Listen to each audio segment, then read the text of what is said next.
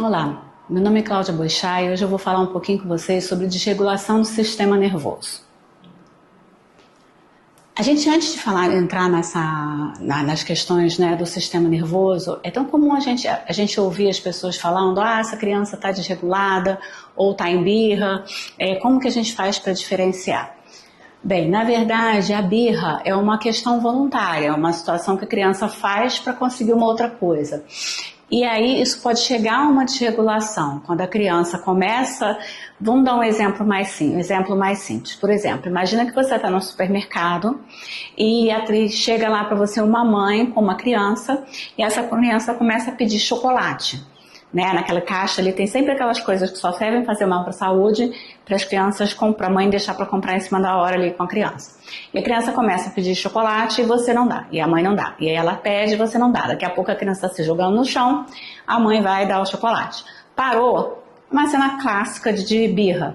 A criança está manipulando a mãe com aquele comportamento, está fazendo birra, e aí a mãe atendeu, e aí lá pro pessoal da comportamental até vai entrar, né, uma explicação que faz até muito sentido, que você acabou fortalecendo aquele comportamento, porque você deu numa situação que ela se jogou no chão, tal, uma forma errada, e você validou aquilo. Agora imagina se mesmo depois que a mãe der, ela não consegue parar, ela continua chorando, gritando no chão, desregular, né, ali no chão. Isso é claramente, ela ficou desregulada. Pode ter começado com comportamento de birra, e aí foi tanto estímulo que ela mesma fez e acabou levando a um caso de desregulação.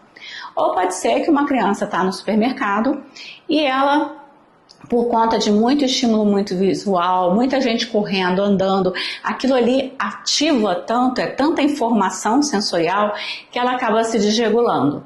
E aí a gente vai ver que agora por que isso acontece. Não necessariamente teve uma birra ou desregulação. Ela de fato desregula por conta do sistema nervoso e agora a gente vai falar um pouquinho sobre isso. Bem, então, o sistema nervoso é uma rede complexa de nervos, o cérebro e a medula espinhal, que controla nossas ações e como interpretamos essas informações sensoriais que a gente recebe no dia a dia. Portanto, ele afeta tudo, desde como nos movemos até como nos sentimos.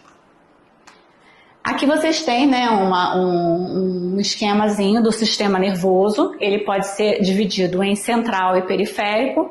Central é o encéfalo e a medula espinhal. E o periférico, o sistema nervoso somático e autônomo, né? Os somáticos são os nossos movimentos voluntários, né, dos músculos esqueléticos, e autônomos são o sistema dos movimentos involuntários. Né, aqui só para vocês entenderem um pouco melhor, né, o sistema nervoso central e o sistema nervoso periférico.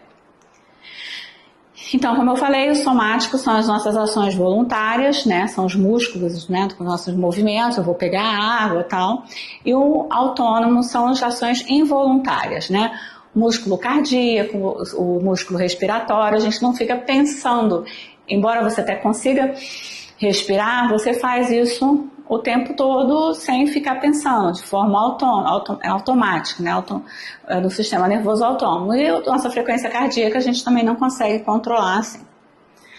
Então a gente tem aqui, né, o sistema nervoso autônomo controla funções involuntárias como frequência cardíaca, respiração, digestão e outras mais. Ele é dividido em sistema nervoso parasimpático e simpático. Parasimpático é aquele da calma, que é aquele que ajuda a gente a relaxar, né? Ele ajuda a descansar, a digerir os alimentos, é como se fosse um botão de calma que a gente ativa no nosso corpo, né? Imagina que você está numa situação de estresse e tal, e você consegue ativar o botãozinho de calma e relaxar. Já o sistema simpático é exatamente aquele do estresse, né? Que prepara o nosso corpo, ele é importantíssimo porque ele prepara o nosso corpo para luta ou fuga, né? Ele que entra em ação quando estamos em uma situação estressados, aumenta a nossa frequência cardíaca, acelera a nossa respiração e prepara os nossos músculos para fuga, luta ou fuga. Então a gente tem, né, o sistema parasimpático, né, que está aí, contrai a pupila, contrai os brônquios, estimula o peristaltismo, nos ajuda, reduz a frequência cardíaca, a frequência respiratória, e do outro lado a gente tem um sistema nervoso simpático que aumenta, né, a salivação, dilata a pupila, aumenta a frequência cardíaca, aumenta a frequência respiratória, impede um pouco, né, não vai gastar energia digerindo nada, agora energia para correr ou fugir, ou lutar. Então, em crianças com autismo, frequentemente ocorre algo chamado como sobrecarga simpática ou desregulação do sistema nervoso. Isso que é de fato a desregulação do sistema nervoso. Significa que o botão de pânico é ativado em situações que uma pessoa típica normalmente não ativaria. Então isso pode acontecer porque o corpo está muito sensível a certas coisas como luz, textura, som e até mesmo a questão emocional. Então é como se você, por conta de muita informação visual, auditiva, esse botãozinho do pânico fosse acionado. E quando o sistema simpático está sobrecarregado, isso pode levar a uma sensação de estresse ou ansiedade constante, mesmo quando não há perigo real, afetando a produção de energia celular que alimenta todos os processos do corpo. Eu vou dar um exemplo aqui que aconteceu esses dias com meu filho, que nós estávamos numa lanchonete e aí chegou uma criança de colo. E o meu filho, por conta de um contato com uma criança, né, pouco tempo atrás, ele ficou estressado com a criança, que ele olha para a criança e acha que a criança vai chorar. E o barulho, ele não tem muita sensibilidade auditiva, mas especificamente para o choro de criança, tem a questão emocional e ele sempre irritou muito. Então, quando chegou essa criança, ele entrou em estado de alerta, ele não conseguiu relaxar mais. Ele não conseguia, ele olhava para lá e olhava, e a criança fizesse um movimentozinho, ele já estava ali pronto para reagir, para você ver tamanho influência disso, né, de uma situação externa no nosso sistema nervoso. Então, a desregulação do sistema nervoso gera, além de sintomas físicos, sintomas cognitivos e emocionais também. Então, vamos lá. Sintomas físicos da desregulação do sistema nervoso.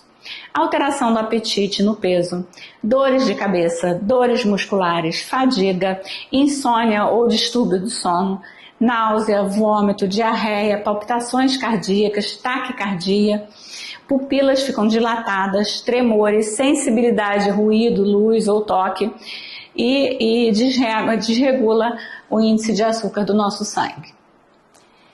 Sintomas emocionais e cognitivos da desregulação do sistema nervoso. Ansiedade ou ataque de pânico, irritabilidade ou alteração de humor, dificuldade de concentração ou foco, problema de memória, depressão, sobrecarga tátil, dificuldade de regular as emoções. Agora a gente já imagina que numa criança, no que aconteceu com meu filho, por exemplo, que ele ficou em estado de alerta, imagina se fosse alguma coisa no ambiente escolar, que ele não está desregulado ainda, né? Ele estava ali só naquele estado de alerta, mas imagina se ele estivesse em sala de aula e entrasse uma pessoa com a criança no colo, que é uma coisa que para ele, em qualquer momento aquilo vai dar ruim, vai chorar e vai desregula ele. E aí ele ia ficar naquele estado de alerta, ele não consegue mais aprender. Se a gente não entende que sensorialmente ele está sobrecarregando, e ele já não consegue mais prestar atenção, focar em nada. Eu falava com ele, e até que eu juntei as coisas, botei tudo na sacola e fomos embora, porque não estava sendo agradável mais estar naquele ambiente para ele.